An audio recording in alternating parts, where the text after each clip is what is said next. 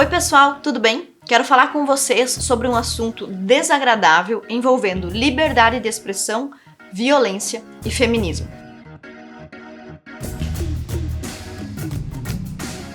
Trago a vocês um episódio grave e exemplar que aconteceu em 17 de março deste ano de 2022, aqui dentro da Assembleia Legislativa. O assunto de hoje é urgente, é atual, é ideológico e é parlamentar. Eu até pensei em fazer uma aula exclusiva para os alunos matriculados no meu clube antifeminista sobre esse tema, mas eu percebi que o assunto é tão relevante que vale a pena e que precisa ser exposto em público. Vamos ao que aconteceu. Uma deputada feminista foi convidada a dar uma palestra em um evento de vereadores organizado pela UVESC, União de Vereadores de Santa Catarina, aqui no nosso auditório da Alesc. No evento estavam presentes cerca de 200 vereadores, entre homens e mulheres, representando diversas cidades e diversos partidos. Um evento público e, por pressuposto, um evento plural e democrático. No período da manhã, a deputada petista falou cerca de 30 minutos sobre mulheres na política e violência de gênero, que é o termo errôneo que se usa para falar de sexo. Bom, segundo os vereadores com quem eu conversei sobre esse episódio, a deputada estava mencionando que morreram 97 mulheres em Santa Catarina no ano passado, quando um vereador, o vereador Rabuja, levantou a mão acenando que queria fazer uma pergunta e perguntou: e os homens? Veja o relato do próprio vereador sobre o que aconteceu em seguida.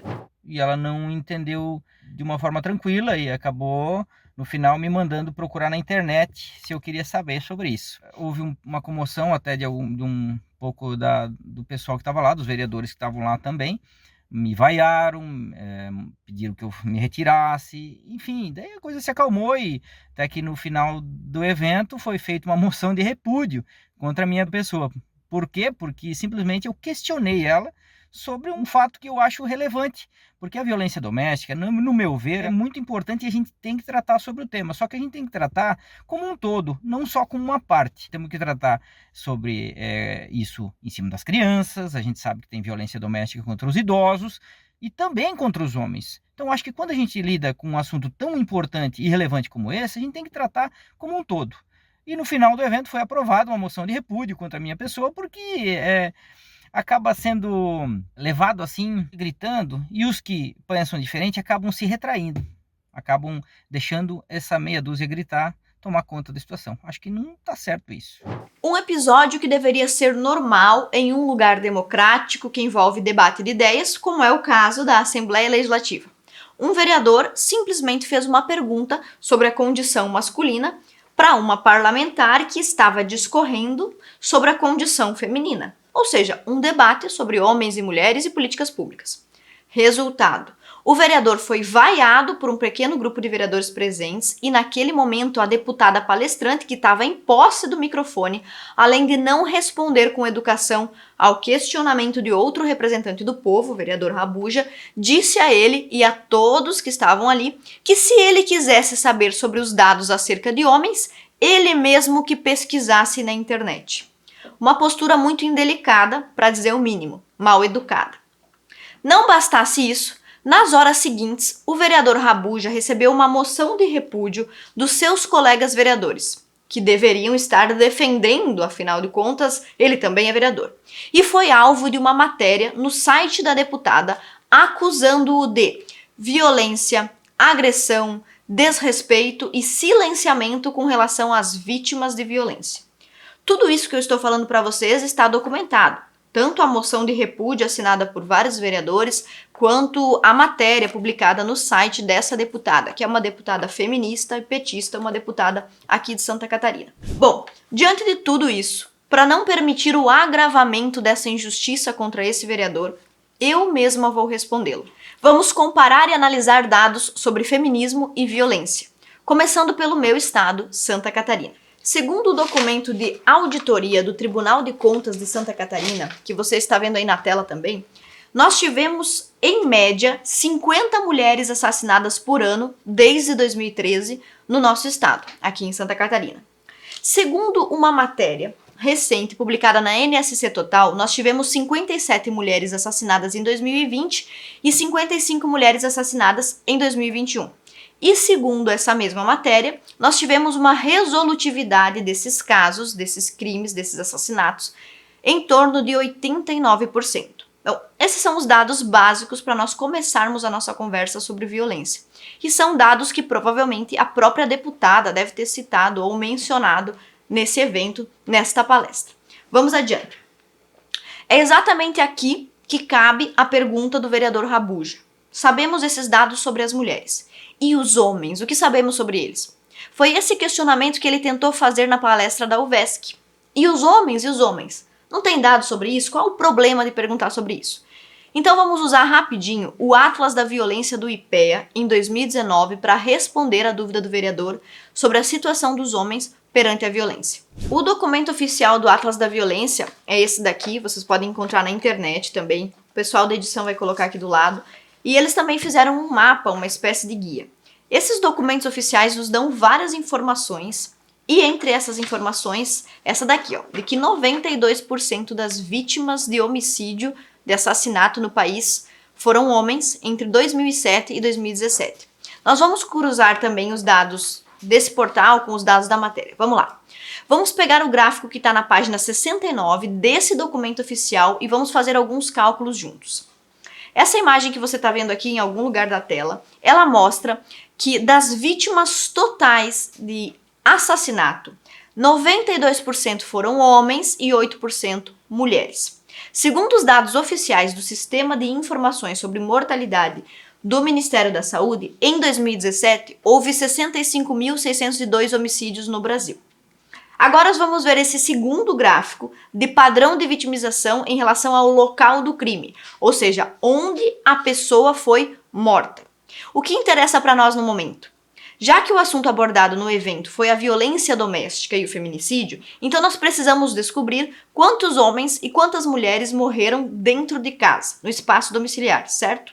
O gráfico está mostrando aí que 39,2% das mulheres morreram em casa. E 15% dos homens que morreram em casa. Ou seja, do total de 5.228 mulheres assassinadas, 2.057 morreram em casa. E dos 60.222 homens assassinados, 9.575 foram mortos em casa. Ou seja, total de mortes em domicílio, 9.500 homens e 2.000 mulheres. Então, veja só a pergunta do vereador e como ela faz todo sentido. E os homens? Você sabia desse dado? Você tinha alguma ideia de que morrem 4 vezes mais homens do que mulheres em contexto doméstico? Então vamos adiante. Nessa coletânea de notícias também há uma última informação que é gritante e que temos aqui sobre a alta taxa de resolutividade dos crimes contra mulheres. O portal de mídia NSC Total informa nessas matérias que de cada 10 assassinos de mulheres, apenas um está foragido. O resto está morto ou foi preso em flagrante. Excelente. Assassino tem mesmo que ser preso, tem que ficar preso. Daí, ok. Mas como é que está a taxa de resolutividade quando a gente fala sobre crimes contra homens? Em 2020, segundo o Instituto Sou da Paz, 70% dos casos de assassinato não são punidos no Brasil. Ou seja, apenas 3 assassinos são punidos quando matam um homem. Segundo o portal R7, em 2021, que é um portal um pouco mais otimista, apenas 4 em cada 10 homicídios são resolvidos. Depois dessa matéria, parece que a Associação dos Delegados de Polícia do Brasil, a ADEPOL Brasil, resolveu se manifestar, afirmando que em Santa Catarina eles resolvem 53% dos crimes. Tá, tudo bem. Então você viu aí, são dados que não correspondem exatamente, são vários dados diferentes, mas tudo bem. Os delegados estão defendendo a atuação deles como categoria, então estão dando um índice um pouco melhor. Sem problema. Então, como os delegados fazem um ótimo trabalho, a Polícia Civil também, vamos considerar o índice dado por eles, 53%. Ainda é um índice muito baixo de resolutividade. Ou seja, qualquer um dos dados que a gente queira usar, o fato é, os crimes cometidos contra mulheres estão apresentando maior resolutividade. Encerrando essa questão com números de fácil comparação, a conclusão gritante é que violentamente morrem assassinados 11 vezes mais homens do que mulheres E os crimes cometidos contra homens têm resolutividade inferior se comparados aos crimes que foram cometidos contra mulheres. E esse é só o começo da nossa análise acerca desse debate, que é claramente um debate boicotado pelas feministas. Para tudo isso que eu mencionei até aqui, vocês viram informações de fonte, fotografias, prints aparecendo no vídeo, e também você pode encontrar esses documentos, todos eles na internet, são documentos públicos e pode fazer você mesmo essas comparações. Vamos adiante porque existem mais conteúdos e mais pesquisas sobre isso. Um estudo feito pela Associação Portuguesa de Apoio à Vítima entre 2017 e 2015 mostrou que os homens também sofrem com violência doméstica, porém, o medo e a vergonha constituem uma barreira para que se manifestem e para que denunciem, e isso gera uma subnotificação de casos. Por serem humilhados e desacreditados por terceiros e até por instituições policiais e judiciárias, os homens renunciam o direito de denunciar crimes de maus tratos, que eles sofrem por volta de 38%, e também denunciar crimes de maus tratos físicos, que é uma taxa de 28%. Você está vendo aí na tela essas informações. Bom, além de tudo isso, tem mais. Vamos analisar dados gerais de vulnerabilidade social masculina e feminina para que você veja a seriedade e a importância de também perguntar sobre os homens, de fazer essa pergunta. E os homens, como eles estão? Bom, são eles os homens que somam a maioria das estatísticas amargas do ponto de vista social. Eu vou comentar com vocês e a equipe vai trabalhar para colocar aqui na tela as fontes bibliográficas para você conferir depois. Vamos lá, alguns dados. Mais homens do que mulheres morrem de Covid. Os homens foram os menores beneficiados com auxílio emergencial. Isso também acontece com assistência social.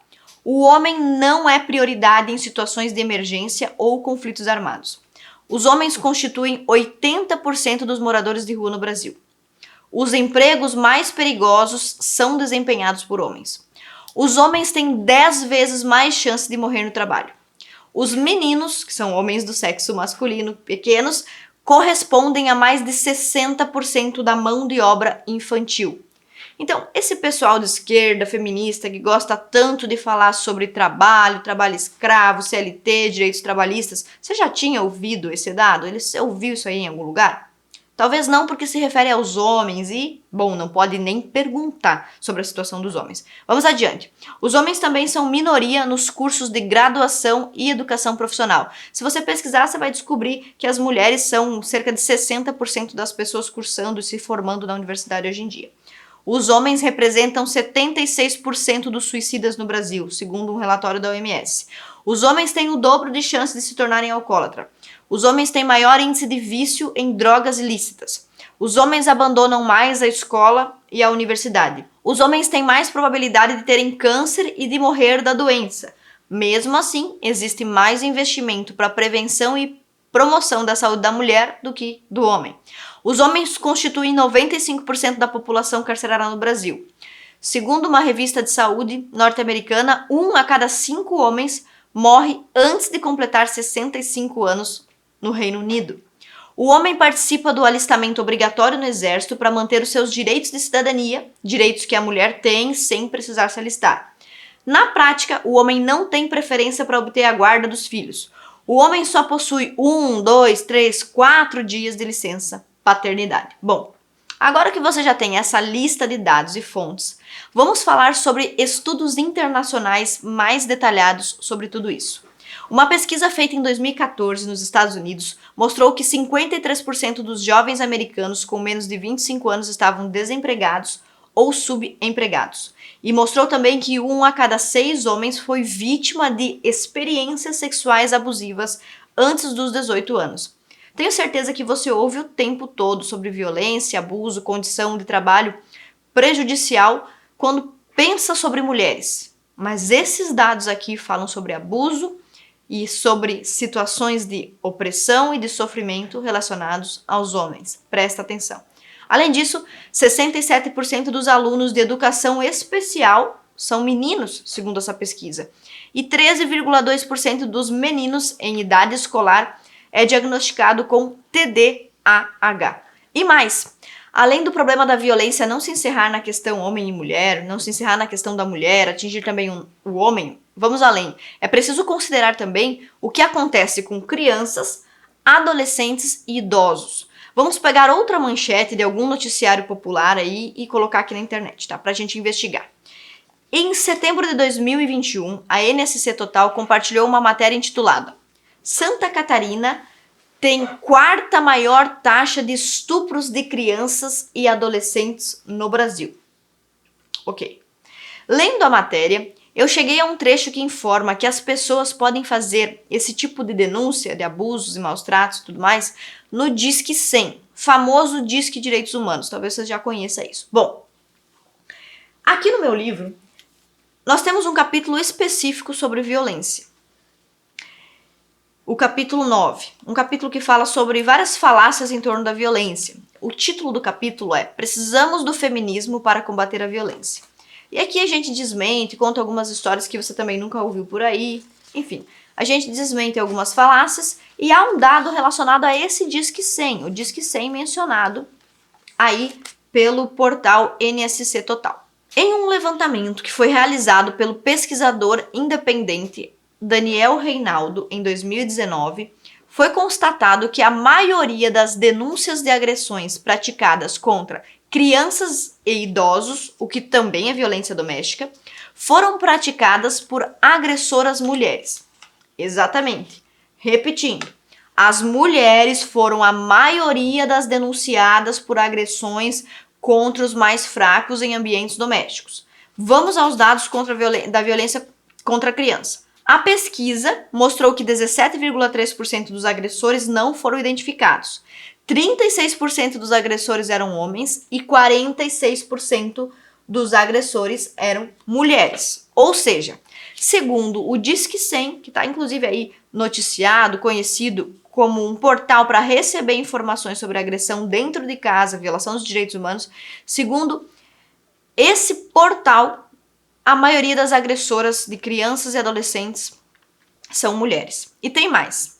Para que não digam que sou eu, deputada conservadora, que está trazendo esses dados de um livro que eu mesma escrevi, eu vou ler para vocês os textos de uma feminista, de outras feministas, que afirmam com todas as letras que a violência doméstica precisa ser vista pela ótica de todos e não somente pela ótica da mulher.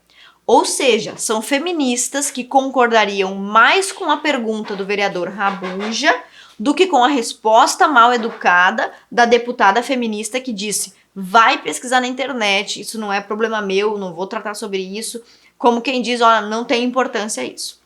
Vejam o que escreveu essa feminista aqui, Bell Hooks, no seu livro famoso chamado O Feminismo é para Todo Mundo. Esse livro aqui é muito conhecido, muito difundido, ficou muito famoso depois, principalmente em 2021, com a morte da autora. Olha o que diz aqui, na página 110 e na página 111. Violência adulta contra criança é norma em nossa sociedade.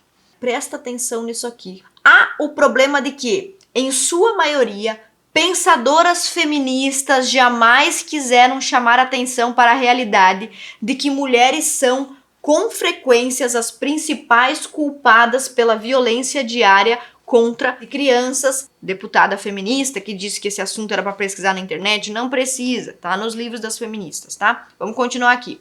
O fato é que multidões de crianças são abusadas de modo verbal e físico por mulheres e homens todos os dias.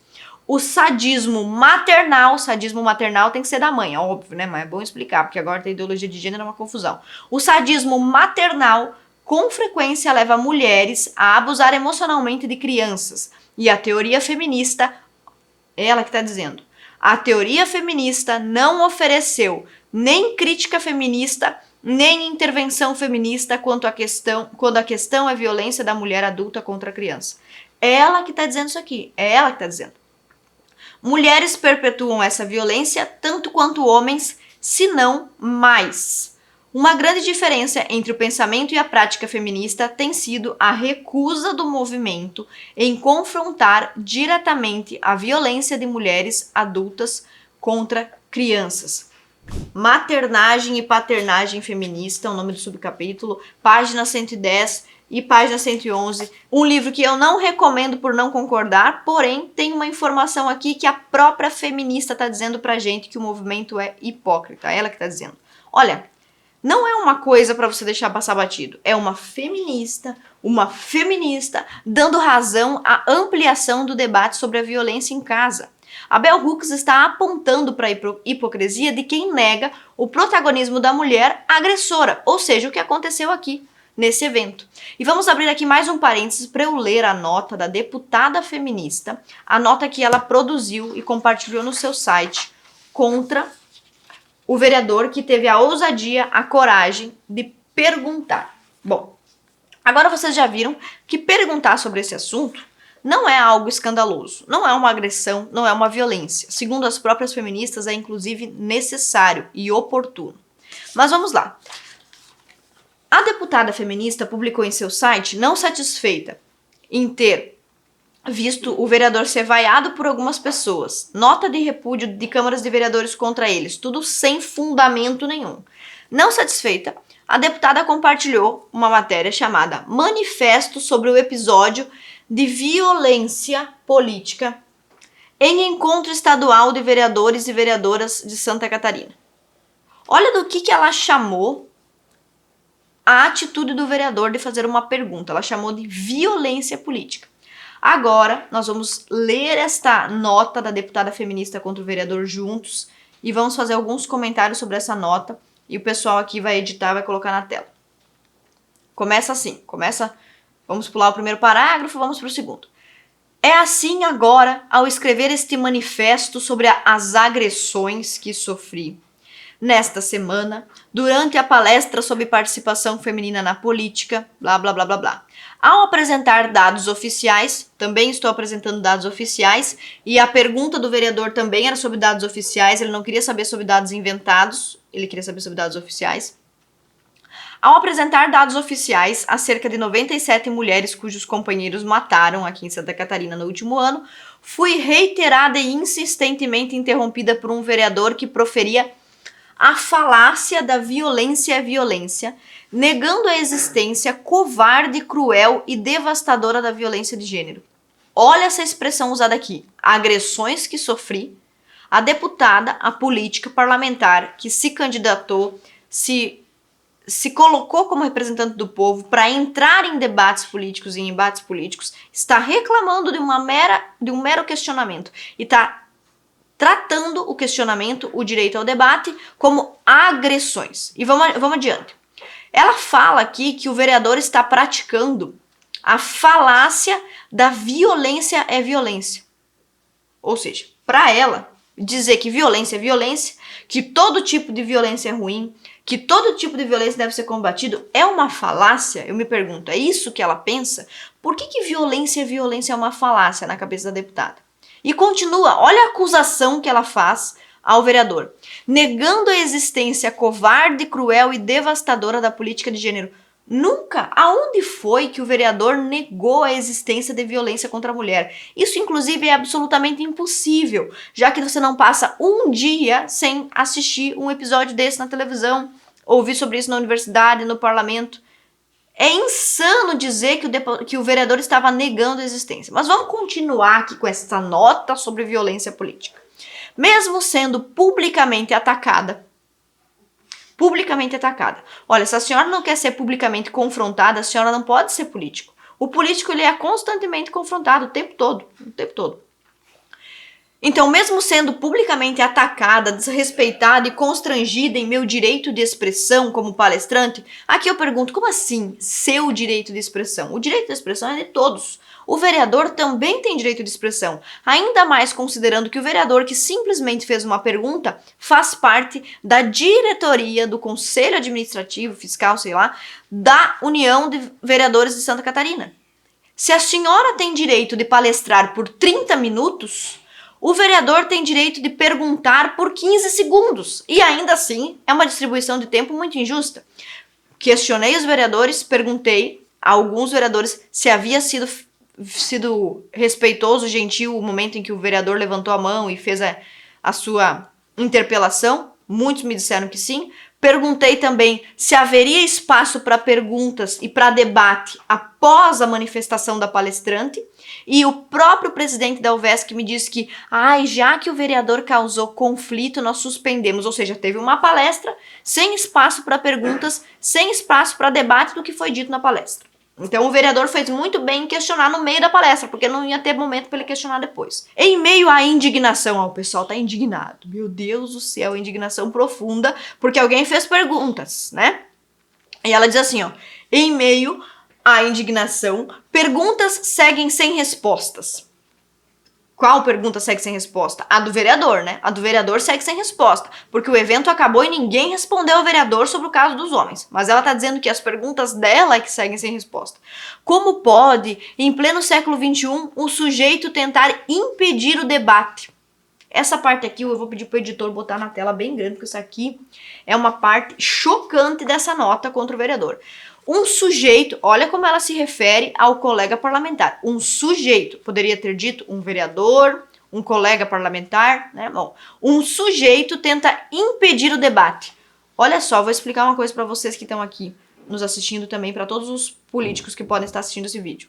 Debate é quando tem duas pessoas ou mais dialogando sobre um assunto. Até o momento, antes da interferência do vereador Rabuja, não estava acontecendo um debate, estava acontecendo um monólogo, uma palestra. Ok, tem problema.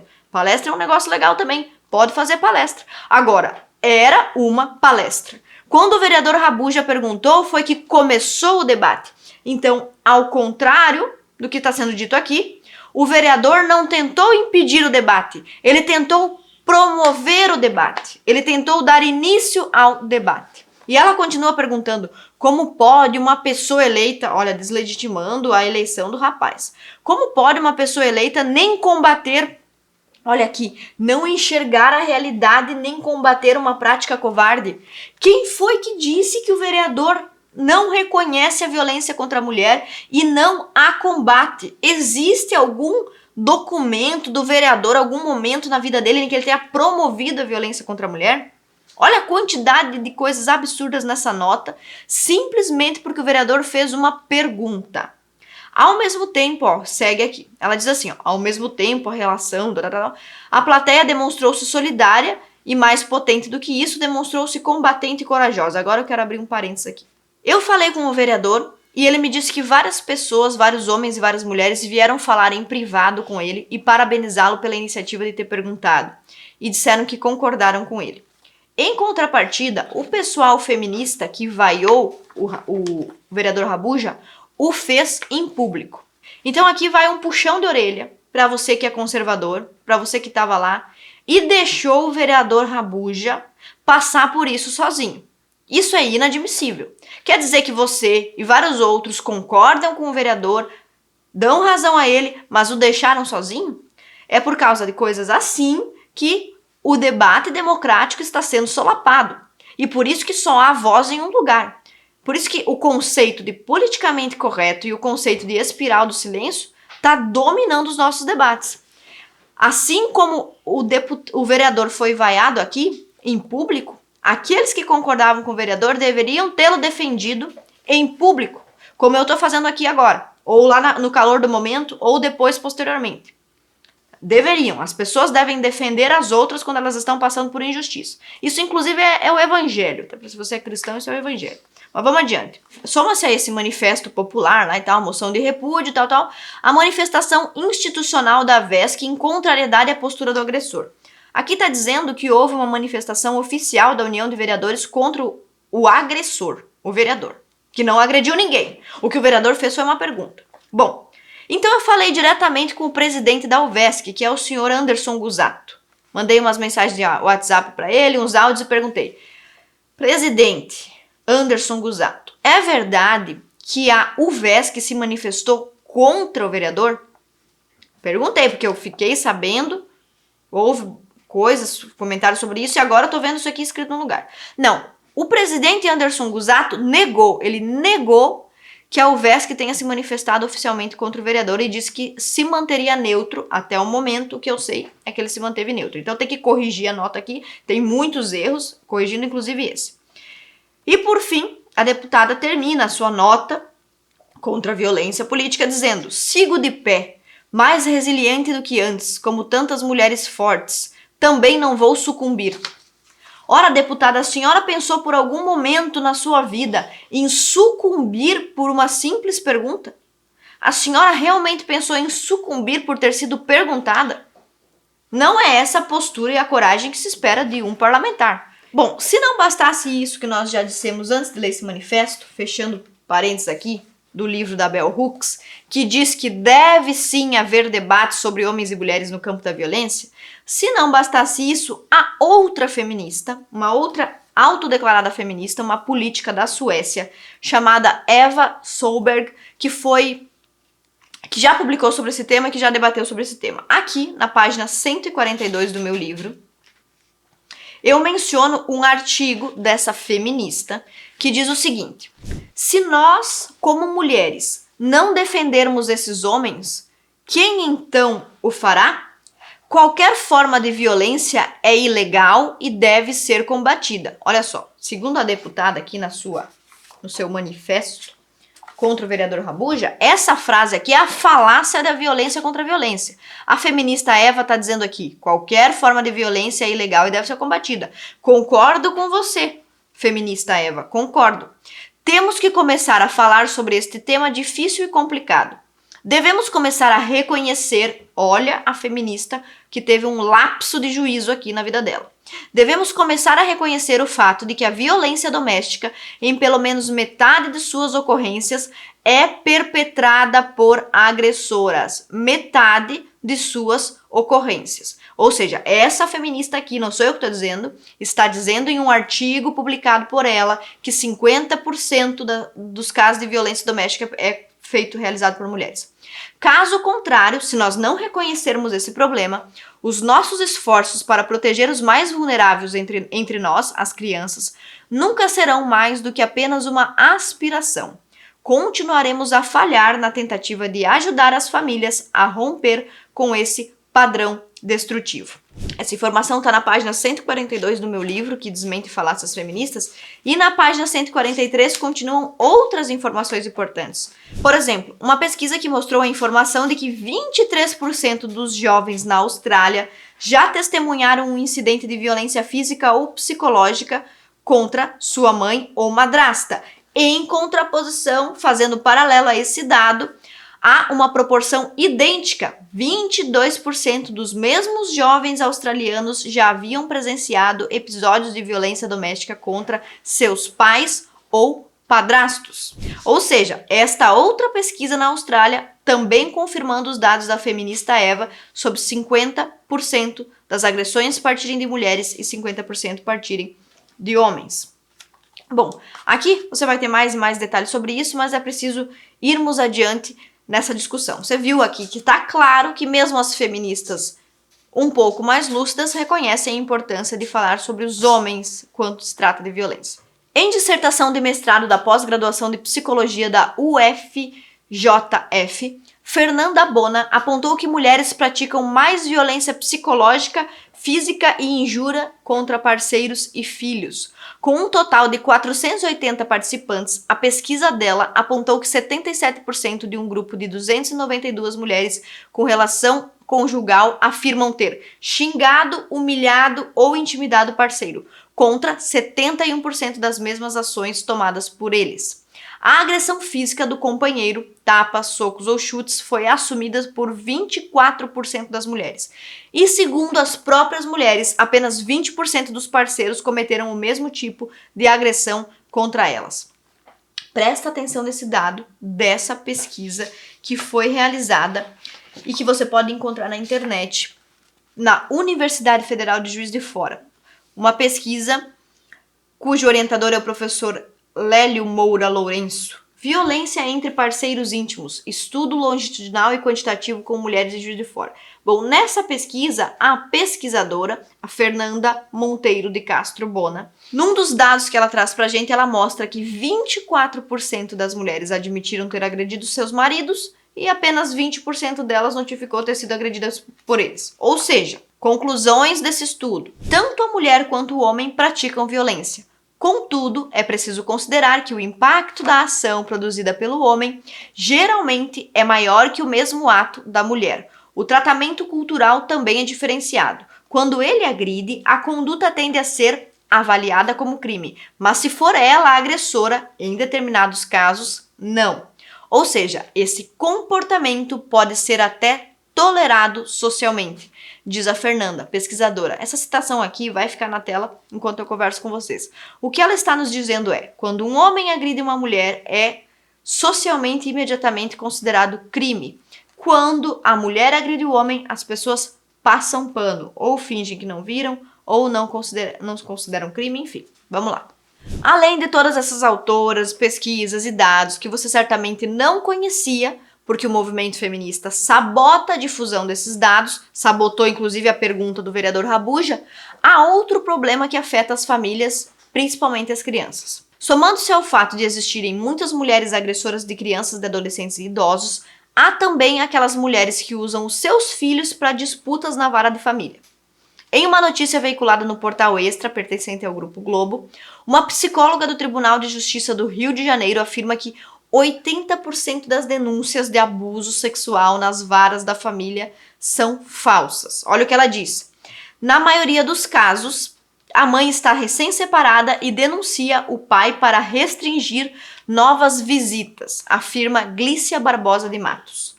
Já na vara da infância de São Gonçalo, em outra cidade, cerca de 50% dos casos de abuso são forjados. Quem deu essa informação? Um profissional que trabalha lá, o psicólogo Lindomar Darós.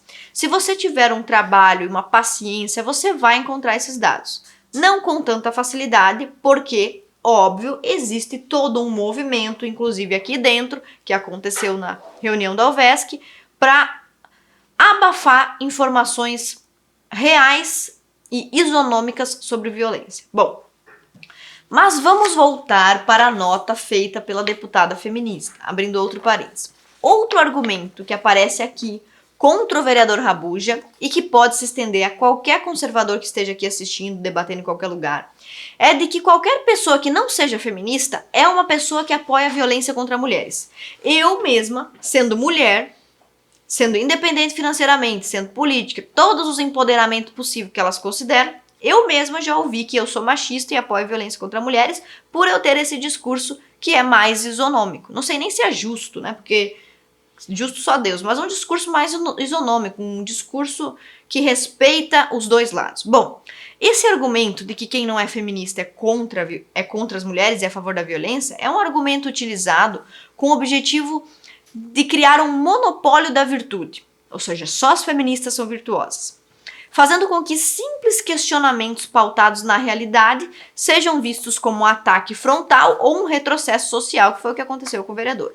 E também dão a falsa impressão de que as pessoas estão seguras e protegidas pelo movimento feminista. Muitas vezes, eu tenho a impressão de que as feministas da moda sequer sabem as consequências do que elas dizem e do que elas estão fazendo. E para dar um exemplo de tudo isso na prática, porque eu tenho certeza que vai ter alguém aqui ouvindo, pensando, meu Deus, a deputada está perdendo tempo falando sobre isso, o que isso tem a ver com a vida do catarinense? Eu tenho certeza que vai surgir esse argumento. Então eu vou mostrar esses projetos de lei para que vocês vejam como as feministas prejudicam o loiro, o moreno, o ruivo, o branco, o negro, a criança, o adolescente, o idoso, o homem, a mulher, como elas prejudicam as pessoas quando apresentam projetos de lei fundados em suas próprias falácias, tá? Então a gente vai rapidamente ver esse projeto de lei, apenas a título de exemplo, para mostrar a importância do contraditório e a importância de pessoas corajosas como o vereador Rabuja fazendo perguntas importantes em momentos cruciais, tá? O editor vai colocar aí na tela pra gente o projeto de lei 187.5 de 2018. Eu não era deputada ainda em 2018, certo? E pelo que eu estou entendendo, foi a bancada feminina, a bancada da mulher, que apresentou esse projeto de lei em 2018. O título do projeto é muito bonito. Qualquer um seria favorável ao projeto, porque a ementa é bonita. Olha o que diz a ementa. Institui o programa de atenção às vítimas de estupro, com o objetivo de dar apoio e identificar provas periciais. Ok, ninguém é doido de ser contra um projeto desse. Muito bom, a ementa é muito boa. Agora vamos analisar o que diz o texto desse projeto, que, óbvio, é um projeto de uma deputada feminista, eivada de outros pensamentos feministas. Vamos lá. O projeto de lei tem 4 artigos. No terceiro parágrafo do artigo 1º, está escrito assim: sempre que possível, a vítima do sexo feminino será examinada por perito legista mulher. Ou seja, ok, se possível vai ser examinado por uma perita mulher. O que, obviamente, já acontecia, né? Se você chegasse denunciando abuso, estupro ou agressão e chegasse diante de uma equipe de peritos e existisse ali uma perita mulher, evidentemente a mulher faria isso, atenderia você. Então nem precisaria estar escrito aqui porque isso já acontece. Mas a parte importante do projeto é a segunda, ó. Exceto em caso de menor de idade do sexo feminino, que será obrigatoriamente examinado por legista mulher. Opa! Aqui está dizendo então que se uma criança ou adolescente mulher chegar com denúncia de abuso, ele será examinado obrigatoriamente por uma legista mulher. Isso está claro, vai ser destacado aí. Qual o argumento e a justificativa do projeto de lei? Ah, porque aumentou muito a taxa de estupro, de violência, tudo bem. Ok, quando se foi debater esse projeto, eu usei o argumento que eu uso sempre. Por que estão presumindo que o perito homem é menos capaz ou mais imoral do que a perita mulher para avaliar esses casos? Já não concordei a princípio com o mérito. Nem tinha entendido as questões constitucionais quando já passei a discordar do projeto. Mas, como é de praxe, eles resolveram então fazer diligência. O que é uma diligência? Quando vem um projeto de lei, antes de aprovar o projeto, vamos perguntar a opinião de quem sabe das coisas, do delegado, do polícia e tal, das pessoas. Bom, então foi enviado uma diligência interna para a delegada Patrícia, que é coordenadora das DPCAMs. O que é a DPCAM? Delegacia de Proteção da Criança, do Adolescente, da Mulher e do Idoso. Ou seja, já vou abrir um parênteses aqui. A única pessoa que não é protegida pela DPCAM é o homem, certo? Tudo bem. A delegada ela é especializada nisso, com certeza, porque ela atua na coordenadoria da DPCAM. Então foi questionado a ela. E aí, o que a senhora acha sobre este projeto de lei? Na sua longa resposta sobre o projeto de lei, ela parabeniza o mérito, muito legal, a preocupação de vocês e tudo mais. No entanto, ela diz o seguinte: não é bom que este projeto seja implementado na forma em que está redigido, pois encontrará dificuldades. Quais dificuldades? O que a delegada, será que a delegada estava praticando? Será que a delegada era conservadora a favor da violência contra as mulheres por ter sido contra esse projeto? Não, ela estava dizendo assim, ó, esse projeto vai ser prejudicial da forma como ele está sendo feito, porque não existem peritas mulheres suficientes para analisar esses casos. Quantos municípios nós temos em Santa Catarina? Quase 300 municípios. Quantos peritos? Aproximadamente 200 peritos. Homens, 180. Mulheres, 20. Bom, levando em conta esse dado, não vai ter à disposição dessas crianças e adolescentes perito para fazer o seu trabalho. Então as crianças e os adolescentes vão ficar sem atendimento, o que é uma coisa péssima. Então basicamente a delegada com muita educação está dizendo o seguinte: esse projeto de lei 187.5, apesar de todos os seus méritos, ele vai ser prejudicial, é um projeto ruim. Independente de tudo que foi dito, de tudo que foi debatido, quando os deputados, homens ou mulheres, ouvem a palavra mulher, parece que eles fecham olhos e ouvidos para qualquer argumento e simplesmente caminham para aprovar o projeto. Por quê? Porque ninguém quer ser contra as mulheres. Já pensou o deputado ser contra esse projeto aqui? Um projeto que institui o programa de atenção às vítimas de estupro? A mídia vai dizer que o deputado é a favor do estupro. Já pensou uma loucura dessa? Então os deputados imediatamente se prontificam a votar a favor de todos esses projetos. Falou a palavra mulher, o deputado é favorável. Acontece que depois de aprovado o projeto, o governador do estado de Santa Catarina, o governador Moisés, com a mensagem de veto 513, apresentou, então, o veto parcial ao PL 187.18, ou seja, mesmo com todas as negativas, os deputados aprovaram o projeto foi aprovado. Então, o governador, aqui num momento de muita lucidez, competência técnica, vetou parte do projeto. Qual parte? Justamente o parágrafo 3º, o parágrafo que diz assim: a vítima será atendida obrigatoriamente por legista mulher. Ou seja, não pode ser obrigatoriamente atendida por legista mulher. Tem que ser atendida pelo legista que tiver, seja homem ou mulher. Porque esse preconceito aí, homem não pode atender? Então o governador diz que não. Quais são as razões do veto? Ele alega inconstitucionalidade e menciona o seguinte, olha o aviso importante que o governador Moisés estava dando para esta casa.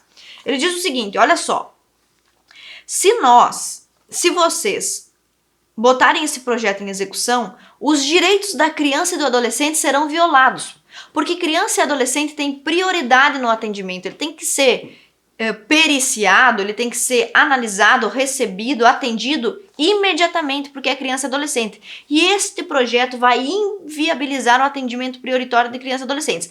Então, vai ter criança e adolescente vítima de abuso, estupro, violência, com o seu atendimento prejudicado. Então, eu vou vetar o projeto. Veio a mensagem de veto do governador 513. Chegou aqui na Assembleia a mensagem de veto. O que os deputados fizeram com a mensagem de veto? Derrubaram o veto. Ignoraram as diligências, a opinião da delegada, os debates internos e a opinião do governador. E até o documento técnico do governador. Ignoraram tudo isso e derrubaram o veto. Somente 2 deputados votaram contra a derrubada do veto. Ou seja, votaram a favor do veto. Eu e um outro deputado. Só 2. Resultado. As crianças começaram a ficar com o seu atendimento prejudicado. Então, poderia ter sido seu filho, o senhor que é catarinense, poderia ser filho do seu filho, sua sobrinha, poderia ser você que é adolescente, tem 15 anos e está assistindo esse vídeo, poderia ser você. Chegar lá para fazer uma perícia, para fazer um exame porque você foi estuprado ou abusado e não ter perita mulher para atender isso, não ter atendimento. Bom, o que aconteceu em seguida então? Ninguém falou sobre isso, é a primeira vez que eu estou falando sobre esse projeto, apenas com a finalidade de exemplificar o que nós estamos falando aqui. O movimento feminista promove debates com argumentos falaciosos, promove manchetes tendenciosas, estudos duvidosos e com todo esse aparato aprova projetos de lei sem resistência, porque nem todos têm a coragem do vereador Rabuja. Então, mais uma vez, parabéns, vereador Rabuja. Para consertar toda essa bagunça, olha só, para consertar meses e meses de debate, documento, papel, reunião, CCJ, para consertar tudo isso, o deputado Nilson Berlanda, parabéns, deputado, apresentou o projeto de lei 262 de 2021, ou seja, 4 anos depois, né, da data do projeto inicial, que institui o programa Mesma Ementa. E o que faz este projeto de lei do deputado Nilson Berlanda? Altera aquele parágrafo que falava sobre mulheres e crianças serem atendidas exclusivamente por mulheres. O deputado vem e coloca aqui, ó, a vítima do sexo feminino será examinada por perita mulher, sobretudo em caso de menor idade, desde que isso não importe no retardamento ou no prejuízo da diligência. Ou seja, todos esses meses de debate para voltar onde já estava. E a justificativa do projeto, acontece que as crianças estão ficando sem o exame porque não há perita, não há legista mulher. Olha só. Esse caso aqui é o caso de um projeto de lei que conserta outro projeto de lei que só foi aprovado porque o discurso feminista roda aqui. A Assembleia Legislativa, a televisão, a mídia, a universidade roda em todos os lugares sem ser confrontado, sem ser contestado. As pessoas têm medo de contestar um projeto quando ele é apresentado por uma bancada feminista. As pessoas não fazem a mesma coisa que o vereador Rabuja fez, elas têm medo. E por causa desse medo, crianças, adolescentes ficaram sem atendimento, crianças que haviam sido vítimas de abuso ou de estupro. Então você viu aí como que as feministas conseguem intoxicar as políticas públicas, o que também acaba gerando distorções legais e pode afetar a segurança pública, o poder legislativo e o judiciário. Um estudo de 2012 da Faculdade de Direito da Universidade de Michigan descobriu que as mulheres eram beneficiadas por um número menor de acusações apresentadas pela promotoria, fazendo com que as sentenças masculinas fossem 63% mais longas. Em outro estudo, as mulheres apresentavam 46% menos chances de serem mantidas presas antes de um julgamento, recebiam fianças mais baixas e possuíam 58% menos chances de serem condenadas à prisão em caso de incêndio criminoso, receptação e invasão do domicílio, mostrando então um abrandamento unilateral de penas. Então tá vendo como o discurso feminista e a falta de coragem das pessoas para questionarem dados, para falarem sobre dados oficiais, para falarem sobre discursos e palestras feministas, gera consequências na vida prática das pessoas, na segurança pública? Bom, existe um outro artigo intitulado 30 anos de negação das evidências sobre a simetria de gênero na violência por parceiro. Implicações para prevenção e tratamento. Um artigo que foi publicado numa universidade americana. Resultado de mais de 200 estudos ao longo de 30 anos, mostrando uma simetria de gênero na perpetração e nos fatores e motivos de risco para violência física nos relacionamentos. Além de apontar a paridade entre ambos os sexos nos casos de violência física, ou seja, vários momentos nós já citamos aqui, inclusive feministas falando sobre a paridade, a igualdade, uma certa correlação numérica entre o número de homens e mulheres agressoras. Além de tudo isso, o autor desse artigo, desse estudo, demonstra como há um movimento de supressão governamental e de supressão acadêmica contra estudos que tentam mostrar a realidade sobre isso, priorizando sempre aqueles estudos onde o homem é tido como vilão. Quais são os 7 métodos de distorção que foram elencados por esse estudo para conseguir dominar universidades, mídia, discursos e palestras acerca disso, acerca do debate sobre violência, que foi exatamente isso que aconteceu aqui no dia 17 de março, com o episódio da deputada tentando anular a pergunta do vereador. Quais são, então, esses 7 métodos de distorção? Número 1, ocultar a evidência. Número 2, evitar obter provas de perpetração feminina, nesses casos de violência. Método 3, citação seletiva de pesquisa. Método 4, estabelecimento de conclusões que contradizem os dados. Método 5, bloquear publicações de artigos que relatam simetria de gênero. Método 6, impedir o financiamento de pesquisas para investigação de violação de violência praticada pelas parceiras. E método 7, assediar, ameaçar ou penalizar pesquisadores que publicam evidências sobre a simetria de gênero. Eu quero falar rapidamente sobre esse método 6. Os editores vão deixar tudo isso aqui na tela para vocês, os 7 métodos, para você tirar um print da tela. Olha, o método 6 fala sobre boicotar e cortar financiamento. Isso aconteceu quando uma ex-feminista tentou lançar um documentário sobre os direitos dos homens. O documentário, que se chamava Red Pill, foi boicotado inclusive na Netflix. Além disso, vamos focar no método 7. Olha o método 7. Assediar, ameaçar ou penalizar pesquisadores que falem sobre isso. Que foi exatamente a mesma coisa que aconteceu aqui com o vereador Rabugem. O vereador Rabugem, ele não é um pesquisador. Ele não é um professor de história, não está numa universidade, num grupo de pesquisa de gênero. Ele estava num ambiente político, esse é o ambiente dele. É vereador eleito, ele estava no seu ambiente, no ambiente de autoridade política. E ele tem essa autoridade, ele tem autoridade política. Mesmo tendo essa autoridade, tendo conquistado isso com um trabalho árduo, ele foi assediado, ameaçado, penalizado, ridicularizado por ter levantado um questionamento honesto. Olha só, na nota de repúdio que algumas câmaras de vereadores fizeram contra ele, havia vereadores pedindo que ele fosse expulso da diretoria da UVESC. É um vereador contra o outro. Tá? Um vereador contra o outro, por quê? Porque não pode, olha o método 7, não pode, a gente tem que assediar, tem que ameaçar e tem que penalizar qualquer ser humano que tente mostrar dados e evidências sobre violência, sobre isonomia da violência. Essas distorções, elas são ideologicamente confirmadas por outro estudo, por outro artigo feito por pesquisadores da Colômbia Britânica, no Canadá. Nele, a concepção marxista da teoria feminista de violência conjugal parte da premissa de que, por serem privilegiados em relação às mulheres, os homens vítimas de violência doméstica estariam sendo alvo de uma simples rebelião, ou seja, é justo que as mulheres se rebelem e agridam os homens. Os resultados mostram que a disparidade de gênero em lesões por violência doméstica não só é menor do que originalmente retratado pela teoria feminista, como o fato de que os estudos revisados indicam um alto índice de violência íntima de mulheres contra homens e mulheres. Por sua vez, os homens parecem relatar sua própria vitimização menos do que as mulheres e não veem a violência que eles sofrem, a violência feminina contra eles, como um crime.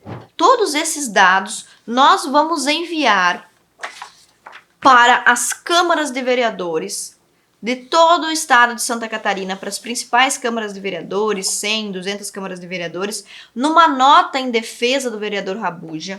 E nós vamos mostrar dados e fontes mostrando por que ele tem sim o direito de fazer esse questionamento e por que tantas pesquisas como essas que eu estou citando para você demonstram que a pergunta dele é conveniente, não só conveniente, como oportuna e necessária.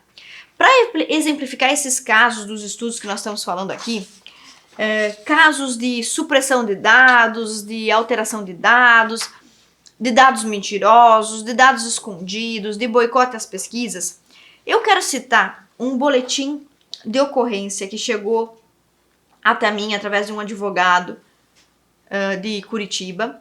É um boletim de ocorrência, parece que aqui tem até o timbre da Polícia Civil do Paraná. E esse boletim relata um episódio do dia 3 de setembro de 2021. Eu não vou dar números e nomes desse boletim, porque eu não quero expor as pessoas. Mas, basicamente, você vai poder ver aí na tela a foto do boletim. O boletim de ocorrência conta que 2 policiais militares foram atender uma ocorrência de violência doméstica e perceberam que o homem e a mulher estavam mutuamente se agredindo com faca, né, com arma branca. Então eles chegaram na delegacia, registraram o boletim, falaram sobre o que tinham visto, que o homem e a mulher estavam mutuamente se agredindo, e a mulher tenente responsável por esses policiais militares, pediu que eles alterassem o boletim de ocorrência, que modificassem o boletim de ocorrência para constar somente a mulher como vítima e para descaracterizar a mulher como agressora. Os 2 policiais militares que tinham visto o ocorrido, que tinham testemunhado o ocorrido, se negaram a fazer essa mudança e foram até a delegacia para fazer eles também um boletim de ocorrência. Agora eles fizeram um boletim de ocorrência contra a própria superior deles, a tenente, e disseram o seguinte: que a tenente havia afirmado que o boletim foi mal confeccionado e mandou a equipe policial alterar o BO, omitindo a informação do testemunho do homem que não foi possível qualificar. Fato esse que já tinha sido ordenado pela oficial primeira-tenente pessoalmente no local da ocorrência, afirmando que, olha o que disse a primeira-tenente para os seus subordinados, se constasse tal informação, a mulher já não seria vítima, e para aquela oficial primeira-tenente, a mulher sempre é vítima. E que durante aquela ligação telefônica, o oficial-tenente deu ordem da equipe retornar à DP para alterar o boletim de ocorrência e resolver isso, e apresentar o boletim novamente, como se a mulher fosse a única vítima e não fosse a agressora. Olha isso aqui, esse caso ele é escandaloso. Se eu soubesse informações mais detalhadas sobre esse boletim, eu não sei, não sei, infelizmente, nomes, da onde vem. Se eu soubesse, eu procuraria um deputado lá da região para que ele fizesse o que, sei lá, que ele poderia fazer uma denúncia no Ministério Público, alguma coisa, porque isso aqui é um caso absurdo. E por que eu estou mencionando esse caso específico? Assim como eu mencionei o projeto de lei, assim que eu mencionei alguns dados, para que vocês vejam o que está acontecendo. Eu espero que isso tudo tenha dado uma boa ideia a você de como as coisas estão acontecendo nas universidades, na mídia, na televisão, nos programas televisivos, nos campos culturais onde a esquerda feminista está atuando. Olha, eu não tenho dúvida, eu poderia apostar o meu diploma de História conquistado em 2011, meu diploma de professora de História, poderia apostar o meu diploma de História de que essa primeira tenente envolvida nesse caso aqui é feminista. Mas olha, eu aposto o meu diploma que essa mulher é feminista.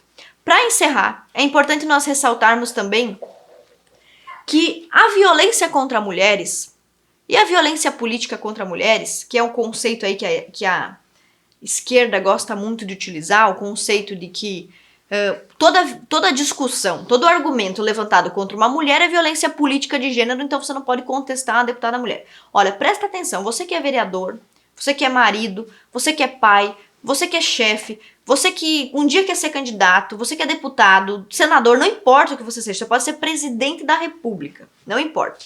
Se você quer ter seu direito de liberdade de expressão assegurado, preste atenção nessa questão. As feministas estão construindo um cerco em que homens não podem contestar mulheres, mesmo que sejam homens eleitos, mesmo que sejam homens representantes do povo. Presta atenção nisso. As feministas estão tentando construir um cerco político. Para isso, elas deram um nome de violência política de gênero, onde uma mulher parlamentar, uma mulher política não pode ser contestada por um homem, não pode ser contestada por ninguém, sem que elas apelem a esse argumento. O argumento de que isso é uma violência política de gênero. Se eu não posso contestar o outro deputado, e que isso vai me gerar uma moção de repúdio, uma notificação na comissão de ética, se eu não posso contestar um colega deputado por causa do sexo dele, acabou a liberdade de expressão.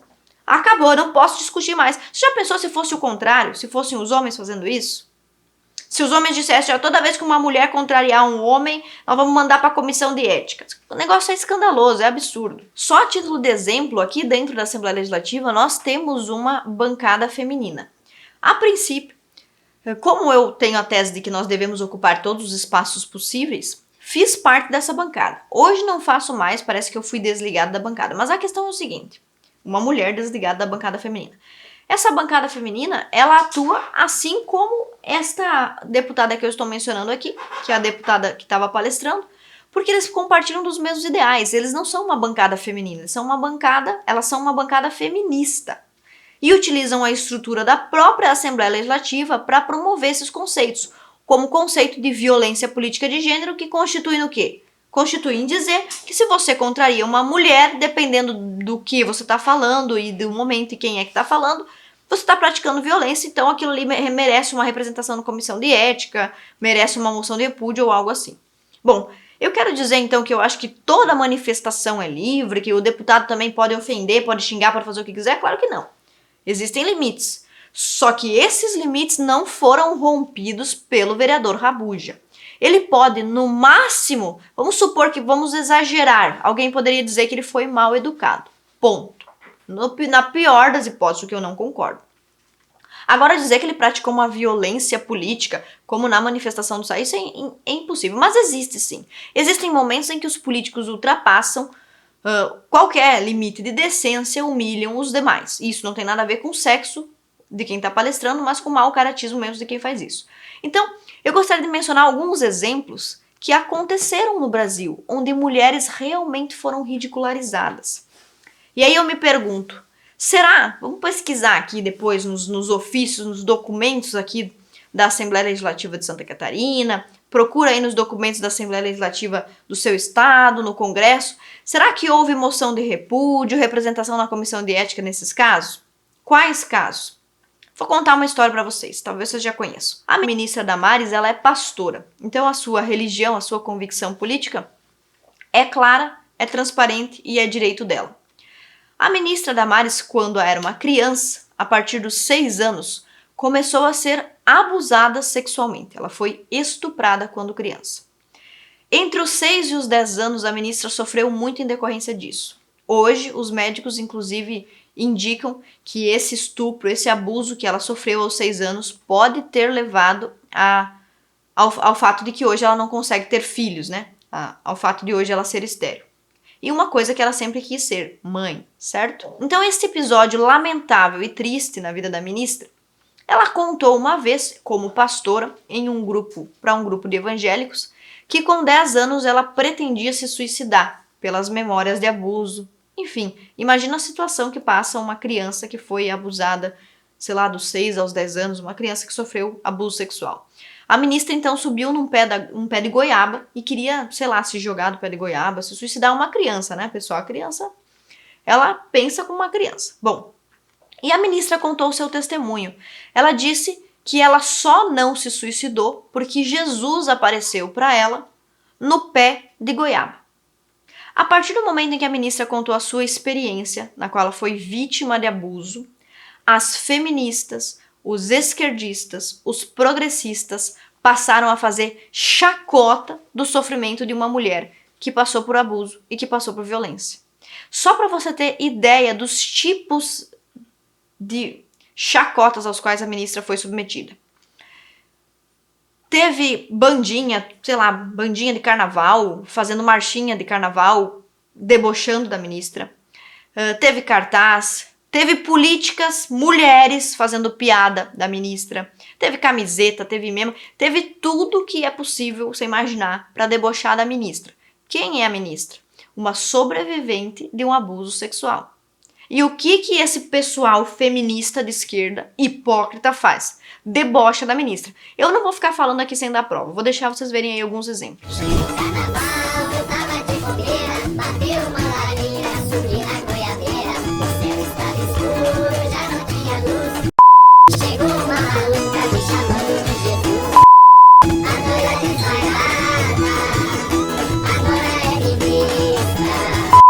Aliás, ministra, como é que é possível que nós não tenhamos em pleno funcionamento um órgão como o CONANDA?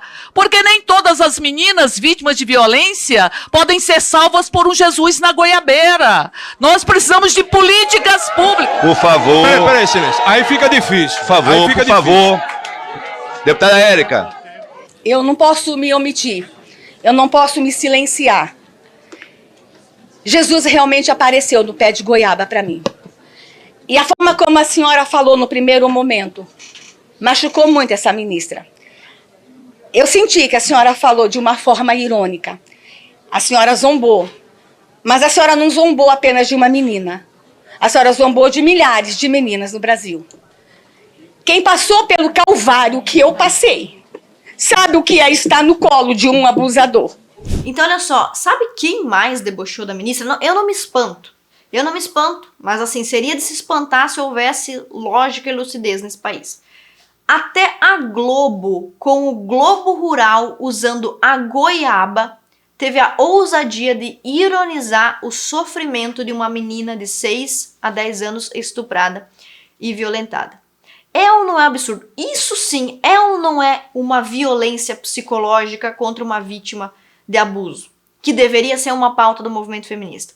Você viu alguma feminista, algum coletivo feminista, alguma bancada feminista defendendo e se solidarizando a ministra? Não, e não bastasse isso, também teve o caso do namorado da Fátima Bernardes. Não sei se vocês lembram disso. A ministra, quando eu tiver a oportunidade de falar com ela pessoalmente, eu vou dizer, ministra, não elogie esquerdista, que é uma tristeza. Mas a ministra foi lá e fez um elogio ao namorado da Fátima Bernardes, que eu não sei agora o nome dele, me esqueci, mas eu sei que ele é político. Ela fez um elogio dizendo que ele era muito bonito. E ele foi para as redes sociais novamente fazer chacota com a ministra, inclusive, se não me falha a memória, usando esse episódio da goiaba. Agora o negócio é o seguinte, antes da gente ir adiante, os esquerdistas, os progressistas, as feministas, elas podem ver um monte de gnomo e fantasma quando estão emaconhados. Eles podem. Agora, a ministra, que sofreu abuso, não pode ver Jesus no pé de goiabeira. Eu não sei se a ministra vai ver esse vídeo, mas se ela estiver vendo esse vídeo, eu quero dizer o seguinte, ministra, eu tenho a inveja da senhora que viu Jesus na goiabeira. Eu queria ter visto. Se ele tivesse me dado um comando, eu seria uma mulher tão forte, tão resiliente, para ocupar esse cargo, assim como a senhora é. Apesar de muitos momentos que nós duas, eu e a senhora, sentamos para conversar, e eu disse, olha, ministra, eu não concordo com isso, não concordo com aquilo, a senhora sempre me ouviu com respeito. Diferente de momentos em que eu passei debates semelhantes com feministas aqui e que não fui respeitada. Então a senhora é uma pessoa que sabe respeitar e que merece ser respeitada. E a senhora, sim, foi uma vítima de violência desse tipo. Mas vamos adiante. Para encerrar esse assunto, eu vou deixar no ar aí 3 segundos para você tentar acertar qual é o partido político da deputada feminista que alegou que o vereador Rabuja não podia fazer aquele questionamento. 3 segundos para você pensar nisso. Bom, não precisa de muito, né? Eu tenho certeza que você já acertou. Exatamente. O partido da deputada é o Partido dos Trabalhadores. O bom e velho PT, o Partido da Ética, o partido que vai trazer a ética para a política, o partido que não roubou milhões e milhões de reais no Mensalão, no Valério Dutra, não tem nada a ver. O Partido dos Trabalhadores. Bom, esse mesmo partido. Aqueles que se dizem democráticos, mas na verdade estão sempre tentando acabar com o debate, com a livre expressão e com o fluxo de informação. Esses mesmos que estão tentando usurpar a democracia. Vamos a alguns exemplos de quem são os verdadeiros opressores. Quão longe é capaz de ir a sanha antidemocrática desses caras do PT. Lembre do Marco Civil da Internet, lei de iniciativa do desgoverno da Dilma Rousseff, e de quando o WhatsApp sofreu ameaças de suspensão. Você lembra disso?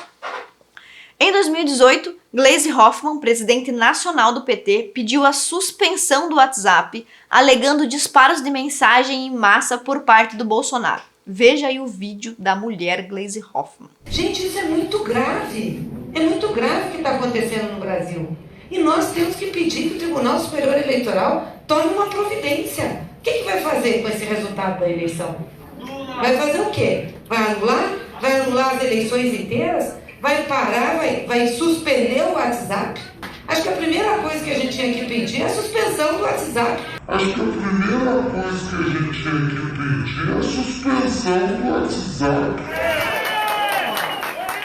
Acontece que, para a surpresa de 0 pessoas, o Bolsonaro foi inocentado pelo TSE e o próprio PT foi quem teve as suas contas do aplicativo desativadas por disparo de mensagens em massa. É o bom e velho acuse do que você faz, é a boa e velha hipocrisia, né? Então, se não bastasse tudo isso, também cabe lembrar que após ser solto da prisão, o presidente ex-presidiário Lula falou ao menos 9 vezes em censurar a mídia. Tudo isso para que você não esqueça quem realmente é o inimigo do debate democrático. Não somos nós, conservadores, que levantamos perguntas, que fazemos perguntas sobre leis sexistas, sobre isonomia, não somos nós. São esses caras de esquerda, progressistas, supostamente democráticos, que usam um discurso, que falam sobre discurso de ódio, que falam sobre democracia. Além disso, eu quero que você também resista à falácia de que o feminismo tem autoridade para representar todas as mulheres. Em uma pesquisa realizada em 2018 nos Estados Unidos, 55% das pessoas entrevistadas disseram que não se consideravam feministas. 30% se consideravam e 15% não responderam à pesquisa. Diante de certas alegações, 43% das pessoas concordaram que a atual onda feminista não representa e 41% concordaram que as feministas são extremistas. A mesma pesquisa realizada na Europa mostrou que menos de metade dos homens e mulheres questionados em 5 países se dizem feministas. Em abril de 2019, o Instituto Datafolha conduziu uma pesquisa mostrando que aqui no Brasil, 56% das mulheres com 16 anos ou mais rejeitam se associar ao movimento feminista. Pesquisas similares também mostram que ambos os sexos concordam que deve existir igualdade de direito, mas não concordam com o movimento feminista. Mais uma chance de demonstrar que movimento feminista não é sinônimo de igualdade de direitos. Mais recentemente, agora mesmo em 2022, uma nova pesquisa foi feita e 44% dos brasileiros afirmaram não se considerar feminista e 13% não souberam responder. Ou seja, você não precisa ser feminista, porque eles não são todos feministas, as mulheres não são todas feministas. E mais do que isso, você não deve ser feminista. Mesmo que as feministas fossem a maioria entre nós, você ainda teria direito ao contraditório. Vamos imaginar que 99% da população ficou doida e virou todo mundo feminista. Vamos imaginar esse cenário. Mesmo assim, se você fosse 1% da população, representando esse 1%, você poderia levantar a mão e fazer pergunta em uma palestra feminista, poderia questionar um discurso feminista. Então, diante de todos os fatos expostos aqui, vamos voltar para o início do tema. Eu quero reforçar que o vereador Rabuja foi extremamente corajoso e rompeu com a espiral do silêncio com o politicamente correto em busca de informações que são completas e verdadeiras sobre um debate que é sério. As alegações e as atitudes que foram tomadas contra esse vereador, visando a supressão do debate, soam completamente desproporcionais à simples manifestação do contraditório, que é algo que deveria ser normal num ambiente político e democrático.